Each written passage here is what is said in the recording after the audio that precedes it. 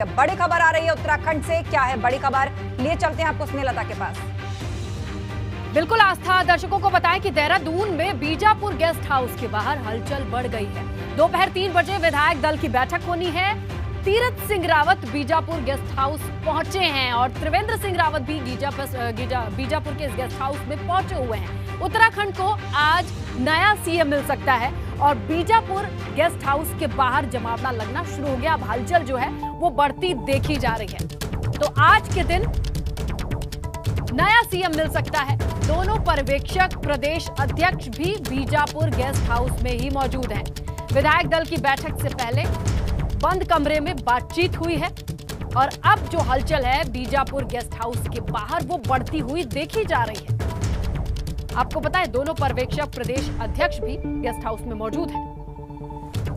और इस वक्त सीधा रुख करेंगे हमारे संवाददाता अविनाश तिवारी देहरादून से हमारे साथ लाइव जुड़े हुए हैं। अविनाश, क्या अपडेट आपके पास है, क्योंकि 3 बजे विधायक दल की बैठक होने वाली है और समय दिया गया था सभी को 2 बजे तक पहुंचने का, सभी विधायकों को।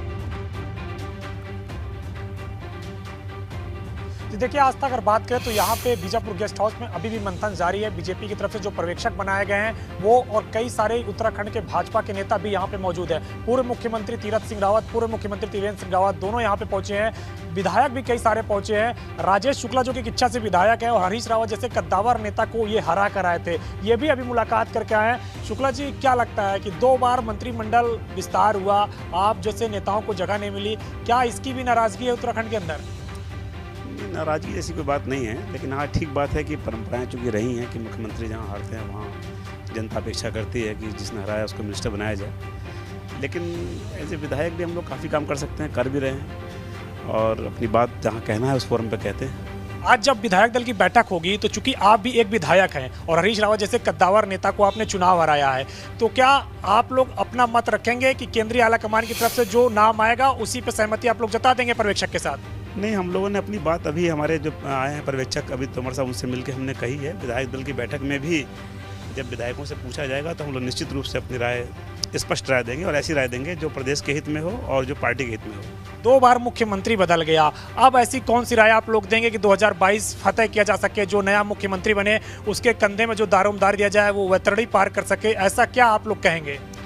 ऐसा मुख्यमंत्री चाहिए जो परसेप्शन बढ़िया बनाए और कार्यकर्ताओं को एकजुट कर ले, जनता में लोकप्रिय होने के साथ साथ अफसरशाही को ठीक से टैकल कर सके। मुझे लगता है कि हमारे यहाँ तमाम प्रतिभाएं हैं और पार्टी नेतृत्व जो निर्णय लेगा और हम विधायक दल बैठ के जो निर्णय लेंगे जी अविनाश, बिल्कुल होगा जो पार्टी और अभी तक जो पर्यवेक्षकों की अपने लिए भी संभावना जो बैठक थी वो लगातार जारी है, आप उस पर नजर बनाए रखिए। लेकिन एक बड़ी खबर हमें मिल रही है, बड़ी खबर उत्तराखंड से संबंधित है। स्नेहलता के पास आपको ले चलते हैं। बिल्कुल आस्था, देखिए नेतृत्व परिवर्तन पर विधायक खजान दास का बयान सामने आया। वो कहते हैं कि हम लोगों की कमी की वजह से ये सब कुछ हुआ है। जनता ने तो हमें पूरा समर्थन देकर भेजा था। जनता और कार्यकर्ता इस घटनाक्रम से परेशान हैं।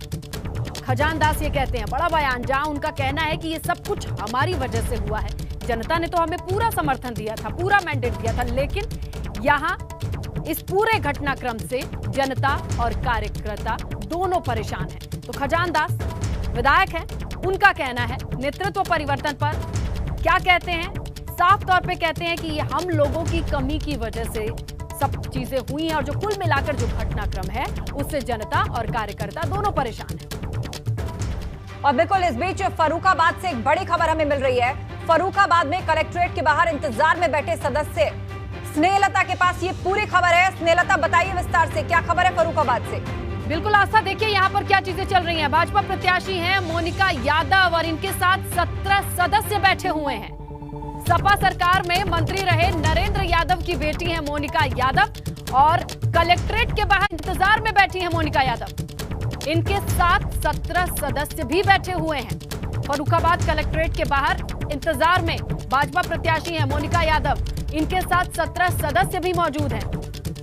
मोनिका यादव के बारे में बताएं, सपा सरकार में मंत्री रहे हैं नरेंद्र यादव, उनकी बेटी हैं। सपा प्रत्याशी सुबोध यादव के साथ 13 सदस्य बैठे हैं। कुल 30 सदस्यों में से 16 सदस्यों के समर्थन पर जीत तय है।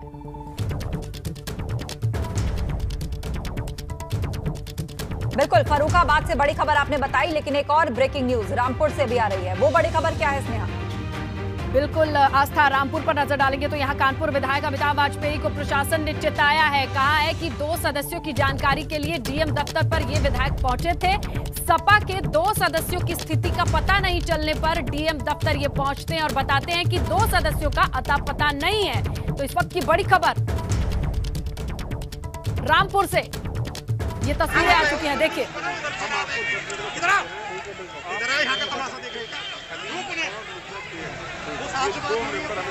तो अमिताभ वाजपेयी को प्रशासन ने चेताया है। 2 सदस्यों की जानकारी के लिए डीएम दफ्तर पहुंचे थे विधायक। सपा के 2 सदस्यों की स्थिति का पता नहीं चलने पर डीएम दफ्तर पहुंचते हैं। और इस बीच अपडेट के लिए रुक करेंगे, हमारे संवाददाता रवि फोन लाइन पर जुड़ गए हैं। रवि, क्या वार्निंग दी गई है सपा प्रत्याशी को पुलिस द्वारा? जी बिल्कुल, आपको बता दूं, सपा प्रत्याशी को वार्निंग नहीं दी गई है, बल्कि सपा के जो विधायक हैं अमिताभ वाजपेयी, उन्होंने प्रशासन को इस बात के लिए चेताया है क्योंकि जो मतदान करने के लिए जो सदस्य गए हुए थे जिला मतदान केंद्र पर, वहां पर 2 सदस्यों की अभी जानकारी नहीं मिल पा रही है। उनके बारे में कोई जानकारी पता नहीं कर पा रहे हैं। इसलिए उन्होंने कहा है कि वो लोग मतदान करने गए थे, लेकिन वो कहाँ हैं, उनकी स्थिति के बारे में जल्द से जल्द पता करके हमें बताया जाए। बिल्कुल, तो आप बता रहे हैं कि किस तरह से सपा प्रत्याशी ने ही प्रशासन को जो है वो चेताया है। और सिर्फ यही नहीं, कई अलग अलग जिलों से हमें ये खबरें मिल रही है जहां पर समाजवादी पार्टी ये शिकायत कर रही है कि जानबूझकर जो अफसर हैं वो भेदभावपूर्ण रवैये से काम कर रहे हैं। तो रामपुर में रवि हमें जानकारी दे रहे हैं कि किस तरह समाजवादी पार्टी के प्रत्याशी ने प्रशासन को चेताया। जो शिकायत उन्होंने की उसके बाद कोई एक्शन हुआ, कोई आश्वासन उन्हें मिला अभी तक? रवि जी बिल्कुल, जिला प्रशासन की तरफ से उनको ये आश्वासन दिया गया है कि जल्द से जल्द उनके जो सदस्यों के बारे में उन्होंने कहा है उन सदस्यों की जानकारी निकाल कर बताएंगे। अभी देखा जा रहा है जिला कलेक्ट्रेट में उन्होंने एक टीम भी गठित करी है, देख रहे हैं कि कहाँ पर वो सदस्य हैं, उनकी जानकारी लेकर जल्द से जल्द उनके जो समर्थक हैं उन तक पहुँचाई जाएगी। बहुत शुक्रिया रवि ताज़ा जानकारी के लिए। आई है अंदर से कि कुछ 2 मेंबर जो यहाँ से गए हैं बैरिकेडिंग से, वो अंदर नहीं दिख रहे हैं। तो हो सकता है कि कहीं इधर उधर हो बैठे हों। तो हमने प्रशासन से मांग करी 10 मिनट में हमें बताया जाए कि हमारे वो 2 मेंबर कहाँ हैं, उनकी क्या स्थिति है, उनकी कुशल क्षेम है कि नहीं है, उनका वोट पड़ गया कि नहीं पड़ गया, ये स्थिति हम जानने के लिए हमने प्रशासन से बात करी। 10 मिनट का समय दिया। तो इसको किस तरह का मानते हैं आपके, क्या इस पे सदस्य को उठाने की बात कहते हैं, क्या जो प्रशासन का लगातार रवैया रहा है उसमें कुछ भी हो जाए तो असंभव नहीं है। जब प्रशासन ही चुनाव लड़ रहा है तो कुछ भी हो जाए असंभव नहीं है। इसलिए अभी तो हम ना ये कह रहे हैं कि ऐसा हुआ है, ना हम ये कह रहे हैं कि ऐसा नहीं हुआ है। तो अमिताभ वाजपेयी समाजवादी पार्टी के विधायक, उन्होंने आरोप लगाया कि उनके 2 सदस्य अभी तक गायब हैं और उनका कुछ भी पता नहीं चल पाया है। इस पर हमारी नजर बनी रहेगी। लेकिन इस बीच एक बड़ी खबर आ रही है। क्या है बड़ी खबर? स्नेहलता के पास आपको ले चलते हैं। बिल्कुल आस्था, आरोप और हंगामे के बीच अब ये जान लीजिए कि जैसे जैसे वक्त बढ़ रहा है 5 जिलों में वोटिंग खत्म हो चुकी है। बरेली, सीतापुर, कुशीनगर से वोटिंग खत्म होने की खबर मिल रही है।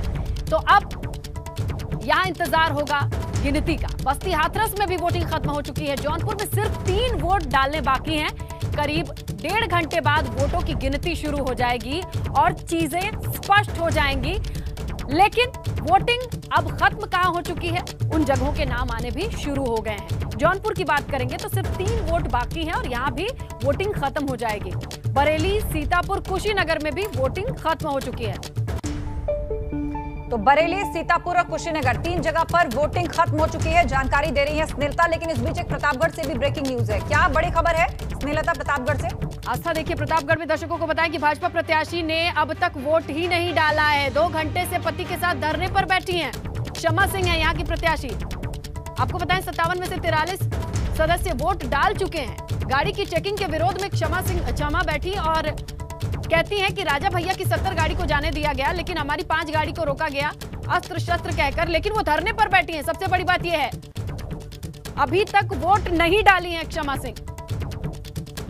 गाड़ी चेकिंग के बाद धरने पर बैठ गई हैं। प्रतापगढ़ की बड़ी खबर, भाजपा प्रत्याशी अभी तक वोट नहीं डाला उन्होंने। तो प्रतापगढ़ की स्थिति से आपने अवगत कराया कि भाजपा प्रत्याशी ने वोट नहीं डाला है और प्रशासन पर भेदभावपूर्ण रवैये का आरोप लगाया। लेकिन हाथरस से भी एक बड़ी खबर आ रही है। क्या है बड़ी खबर स्नेहलता? देखिए आस्था, दर्शकों को बताएं कि हाथरस में भाजपा प्रत्याशी के साथ खड़े हुए निर्दलीय 15 सदस्य की खबर मिल रही है। भाजपा उम्मीदवार सीमा उपाध्याय के साथ पहुंच चुके हैं। 9 सदस्य आरएलडी प्रत्याशी के साथ पहुंचे हैं। हाथरस में भाजपा के सिर्फ 5 सदस्य ही हैं। 10 निर्दलीय सदस्यों में से अधिकतर भाजपा के साथ जा रहे हैं। ये बड़ी अपडेट है क्योंकि यहाँ तस्वीर साफ तौर पे बदलती है। दर्शकों को बताएं, हाथरस से जहां 10 निर्दलीयों की साथ, अब ये किसका साथ जाएगा ये देखिए। ये अपडेट आती है जहां भाजपा प्रत्याशी के साथ 15 सदस्य जुड़े नजर आ रहे हैं। उम्मीदवार हैं सीमा उपाध्याय। 9 सदस्य आरएलडी प्रत्याशी के साथ पहुंचे हैं। भाजपा के सिर्फ 5 ही सदस्य हैं, लेकिन 10 निर्दलीय सदस्यों में अधिकतर भाजपा के साथ हैं। ये बड़ी खबर है इस वक्त की। जी हां, इस वक्त की बड़ी खबर आपने बताया। 9 सदस्य आरएलडी प्रत्याशी के साथ वहां पर पहुंचे हैं। वोटिंग चल रही है। हाथरस में भाजपा के सिर्फ 5 सदस्य ही हैं। 10 निर्दलीय सदस्यों में अधिकतर भाजपा के साथ इस वक्त हैं।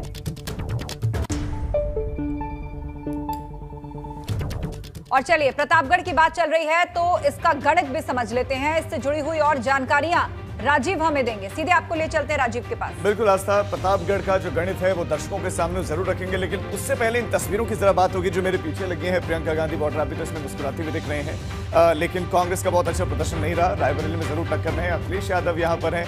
अखिलेश यादव लखनऊ में कार्यकर्ताओं के बीच में लगातार मॉनिटर कर रहे हैं। अलग अलग जिलों से वो हालात रहे, लगातार फोन पर वो कांटेक्ट में कार्यकर्ताओं के साथ संवाद कर रहे हैं। मुख्यमंत्री योगी आदित्यनाथ जब चुनाव हुए थे, वोटिंग हुई थी, तो उस वक्त तो अच्छी खबरें नहीं आई थी क्योंकि बीजेपी से ज्यादा अच्छा प्रदर्शन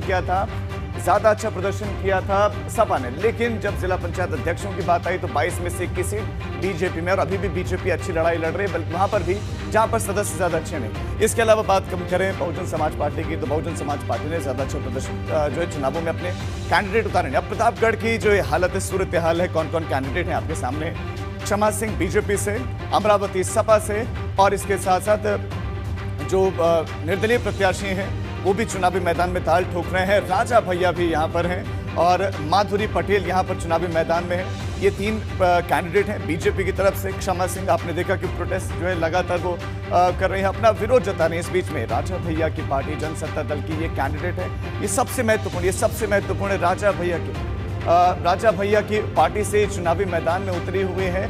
चुनाव में जनसत्ता दल का दबदबा रहा है। ये किंग मेकर की भूमिका में ऐसे बताया जा रहा है कि यहाँ पर हैं, और राजा भैया का ये दल है, ये पार्टी है। और कुछ जो राजनीतिक विश्लेषक है वो ये बात भी कह रहे हैं कि यहाँ तो वॉकओवर भी दे सकते हैं। अच्छा, यहाँ पर बात करें अगर हम अमरावती की, सबसे पहले समाजवादी पार्टी के हैं यासपुर, जो अगर हम बात करें तो फरारी नाम में सुभाष यादव की पत्नी है, और आसपुर देवसरा द्वितीय से जिला पंचायत की ये सदस्य रह चुकी है, यानी कि इनके पास एक्सपीरियंस है। लेकिन जो इतिहास है उनके परिवार के कुछ सदस्यों को थोड़ा आपराधिक रहा है। क्षमा सिंह की बात कर लेते हैं, बीजेपी ने प्रत्याशी बनाया है।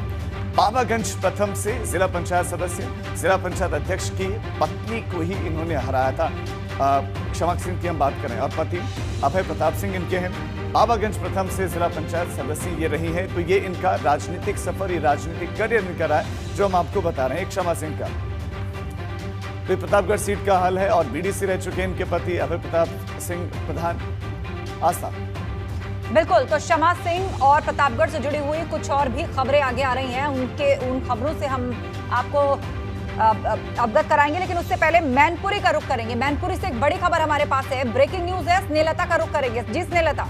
आस्था, दर्शकों को बताएं कि मैनपुरी में पूर्व सांसद तेज प्रताप यादव का प्रशासन पर आरोप लगाना सामने आया है। सपा के सदस्यों पर झूठे आरोप लगे हैं, ये कहते हैं। और इस वक्त की बड़ी खबर मैनपुरी से, पूर्व सांसद तेज प्रताप यादव का प्रशासन पर आरोप है, और वो आरोप लगाते कह रहे हैं कि सदस्यों पर झूठे मुकदमे दर्ज कर दिए गए हैं। भाजपा के इशारे पर सपा के 2 सदस्यों का अपहरण हुआ है। हमने चुनाव आयोग हाईकोर्ट में शिकायत की है, डीएम की तरफ से ध्यान नहीं दिया गया। ये बड़े आरोप लगाए हैं तेज प्रताप यादव ने। अर्पित चतुर्वेदी फोन लाइन पर जुड़ गए हैं हमारे संवाददाता, उनसे अपडेट लेते हैं। अर्पित, बताइएगा सबसे पहले तो यहाँ का हाल, कितने वोट्स यहाँ पड़ चुके हैं, वोटिंग की क्या स्थिति है, और दूसरी तरफ एक बार फिर से वही प्रशासन पर आरोप। देखिए, इसमें ऐसा है कि समाजवादी पार्टी के जो हैं वो अभी 11 सदस्य अंदर गए हैं और बीजेपी के 8 सदस्य थे। उन 8 सदस्य ने अपनी वोटिंग कई देर पहले ही अपनी कंप्लीट कर रखी है और साथ ही साथ 8 निर्दलीय जो कैंडिडेट थे वो भी अपने वोट डाल चुके हैं। अब इसमें केवल एक कैंडिडेट समाजवादी पार्टी का रह गया है जिसको वोट डालना है, क्योंकि वो अभी जेल में है, तो प्रशासन उसको कैसे लेकर आता है, वोट डलवाता है नहीं डलवाता है, ये अभी देखने वाली बात है। साथ ही साथ अभी तेज प्रताप यादव जी साथ में आए थे, समाजवादी पार्टी के सदस्यों को लेकर के साथ में आए, तो उनका एक बहुत ही गंभीर आरोप उन्होंने लगाया है, कहा है कि झूठे मुकदमे समाज को बीजेपी के लोग बिल्कुल। तो यहाँ पर आरोप ये है कि झूठे मुकदमे सदस्यों पर लगाए जा रहे हैं। आप नजर बनाए रखिए। जानकारी के लिए बहुत शुक्रिया अर्पिता आपका। उधर हाथरस से भी एक बड़ी खबर हमें मिल रही है। सीधा रुख करेंगे स्नेहलता का, जो ब्रेकिंग सेंटर से हमारे साथ हैं। जी स्नेहा। देखिए आस्था, हाथरस में भाजपा प्रत्याशी के साथ जो 15 निर्दलीय सदस्य हैं वो लगता है भाजपा का हाथ थामने के लिए तैयार हैं। ये इस वक्त की बड़ी खबर है हाथरस से, जहां 15 सदस्य भाजपा के साथ है। निर्दलीय यहां भाजपा की ओर जाते नजर आ रहे हैं। उम्मीदवार सीमा उपाध्याय के साथ पहुंचे हैं 15 निर्दलीय सदस्य, 9 सदस्य आरएलडी प्रत्याशी के साथ पहुंचे हैं।